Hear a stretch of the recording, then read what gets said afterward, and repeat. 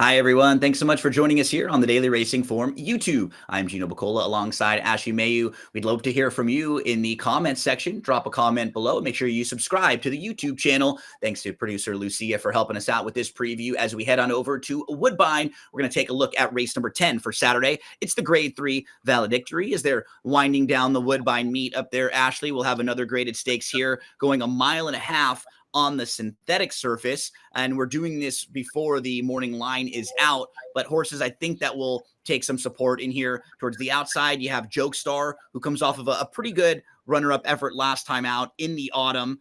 You'll also have horse like Zabo, who's in pretty good form right now, has won 2 of the last 3 down on the inside.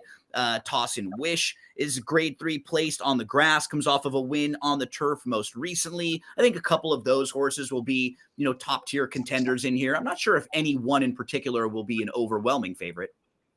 Yeah, I don't know. I probably would agree with you here. I'd be really curious to see how it's going to fare out. I think the other thing, too, that makes it a little bit more difficult is the fact that a lot of these have run well recently on turf, and turf season is no longer. So now you have to see not only if they're going to handle the mile and a half, but the synthetic as well.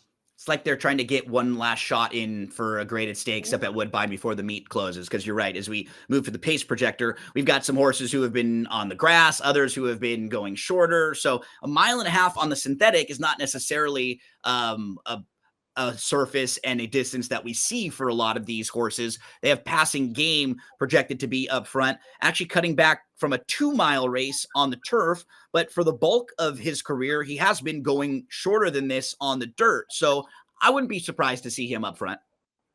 Now, I wouldn't be surprised to see him. I think he's drawn well. Zabo towards the rail, I think, has to go when you look at 2 of those last 3 efforts. He prefers to be forward. I think 2 starts back, he didn't make the lead in there. He had a little bit of a problem at the start. So I don't think it's going to be fast, I think it's really going to be, sensible fractions, especially considering it's a mile and a half. But I think that is going to pose the real kind of danger to some of these horses, is going that far, in the sense that maybe they can only go a mile and a quarter, a mile and 3/8. The mile and a half is going to be the tricky part. Let's meet the field here, and let's start out with the number 1, Zabo, who began his career in Southern California. He faced some monsters down in SoCal early on. Grade 1 placed Ironman Cal, Journalism, Grade 1 winner, Nevada Beach, Grade 1 winners. That's 3 of his first 4 starts. Then he comes up to Woodbine. He changes barns. He comes into the Kevin Attard barn. He gets to long on the turf, and he's won 2 of his last 3. Here he is holding on October the 25th. It's a pretty good effort, and he's beating Hammerhead, who's a rival that we're going to see in this race.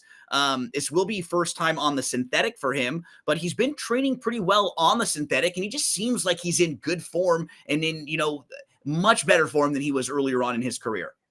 Yeah, I'm a little concerned about a mile and a half for him, but I think kind of the strategy here, if you look at Kevin Attard here, and the connections was, okay, we win at a mile and a 16th.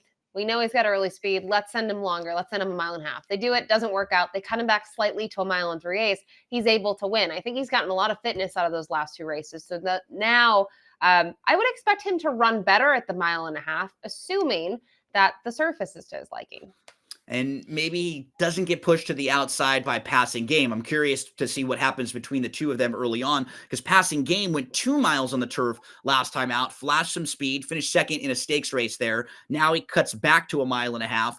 And you know what? He's still pretty lightly raced with some upside. Both of these 2 inside horses are. Neither one of them has even run 10 times so far. And with passing game, he's at least broke his maiden on the synthetic at Turfway Park. So we know he's fine on a synthetic surface.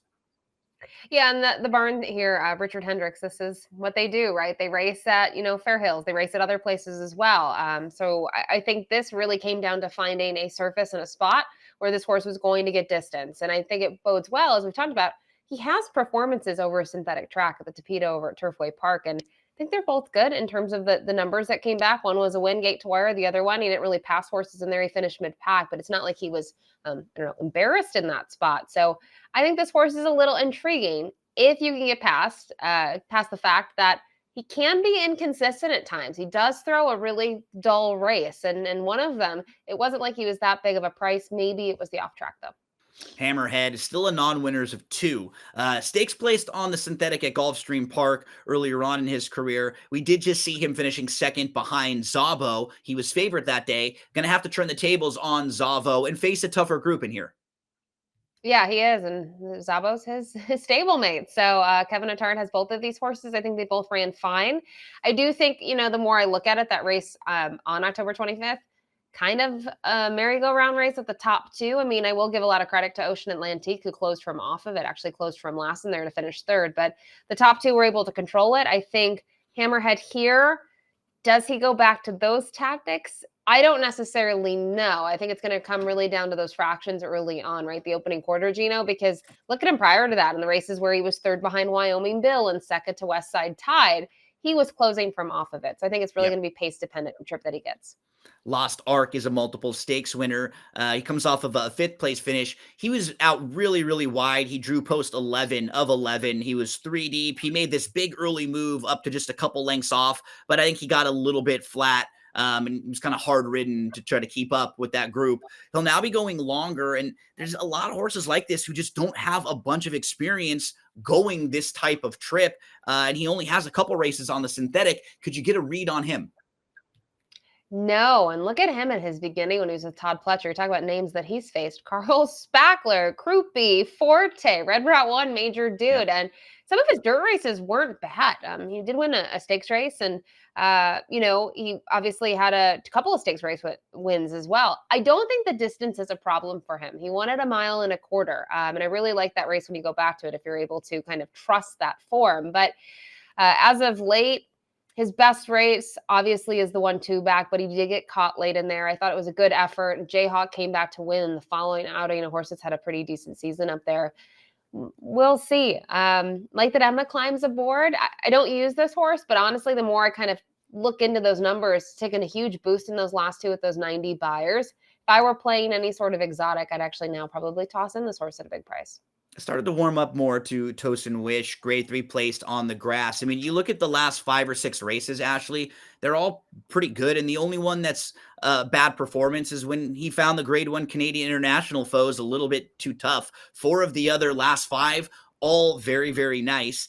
And he hasn't been quite as good on the synthetic surface, but when you look, it's not like he ran poorly when he was second behind Ron's Gizmo by only a nose that day. And he's just in really good form right now. This is probably the best he's ever been. He does need a little bit of pace help, though. He's not the quickest early, so maybe he needs some help coming from off the pace or the right type of setup. What do you think about Toss and Wish in here? Really like him. I think when you kind of draw a line through the Canadian International for various reasons, obviously the level of competition, maybe the trip for him.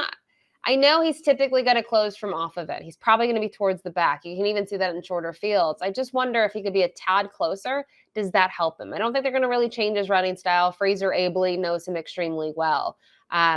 I don't think he's going to have a problem at a mile and a half based on those efforts we saw at a mile and 3/8. I think he's a major player here. He does have synthetic wins. You have to go overseas into Europe to find them. But to me, in a lot of ways, he's probably, I don't know, the horse to beat, even Yeah. though his synthetic form up at Woodbine hasn't been the best. I think he is the horse to beat. Yeah, class-wise, I think he's right up on that tip-top tier. We moved to Cool Kiss. Grade 3 winner at 17-1, just 2 starts back in September. That was going a mile and a 16th over the synthetic. He earns a really big 99 buyer speed figure that day, but he's never been a mile and a half. He's only been a mile and a quarter once in the King's Plate, so just not a ton of experience going long like this. Most recently in the autumn at a mile and an eighth, kind of lost some position in between horses. He was a little bit flat, may have had an excuse. Probably a little better than it looked on paper, but he didn't string 2 good races together. I kind of go back and forth with him. What do you do with Cool Kiss? Yeah, I can't get a good read on him because the Durham Cup was such a good performance from him. He beats Dresden Rowe, Paramount Prince. Paramount Prince comes back to win next out. 2 starts later, Dresden Rowe goes to win the autumn at a big price. And I think that race ended up being a really good rendition of the autumn. So, then you look at Cool Kiss in that race, he didn't really fare well. He sort of almost got a similar trip to the Durham Cup. It was a bigger field, and he dropped back, and he never really regained position. So, I can't use him in here, Gino. Next one up is F35, who comes off of a win over at Laurel Park last out. That was on October the 19th. It was a good performance. Ashley came from way out of it, had to angle out wide, and just is able to get up in the final stages. but that was at a mile, and this horse has never been beyond a mile and an eighth. Does have a couple synthetic wins over at Presque Isle, though. Just not really sure, stretching all the way out to a mile and a half now.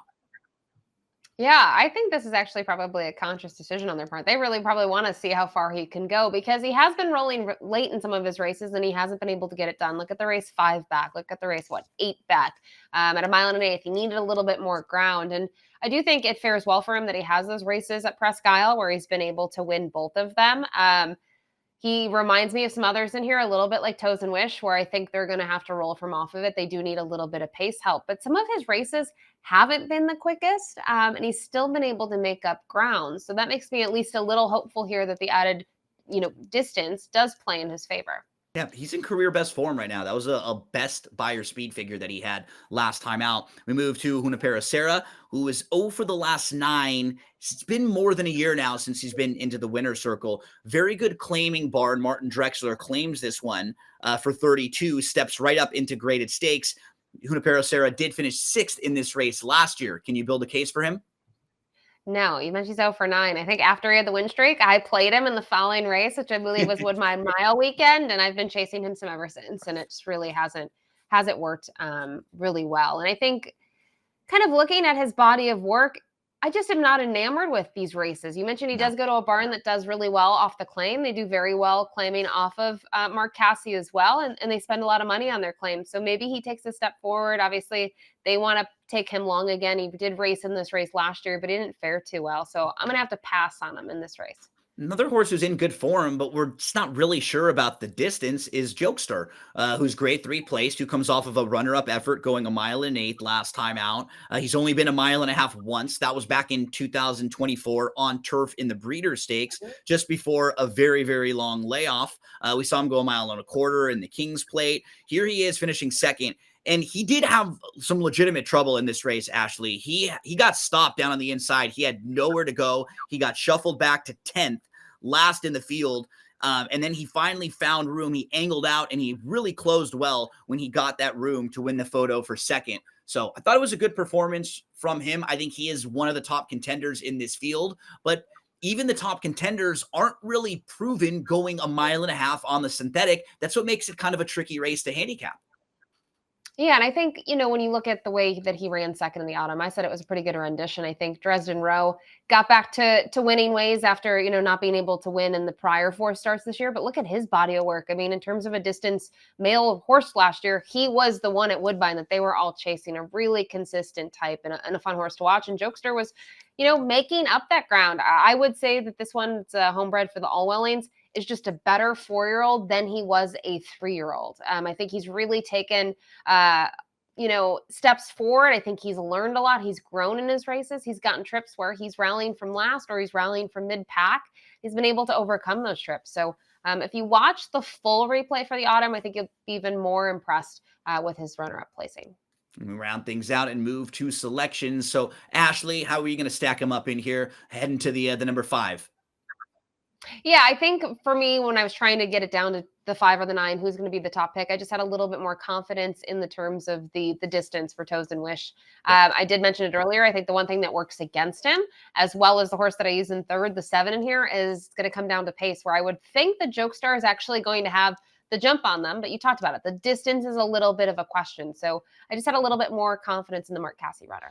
Same top 2 for us, just in a slightly different order. Ashley's going to go 5, 9, 7, 1. I'll go 9, 5, 1, 2. I've got Jokestar on top, and then I'll use the 2 speed horses in the 3rd and the 4th spot down on the inside. I think both Zabo and Passing Game will be forwardly placed in there. Kind of curious how it plays out between the 2 of them down on the inside. Whoever you play, however you play them, we wish you the best of luck.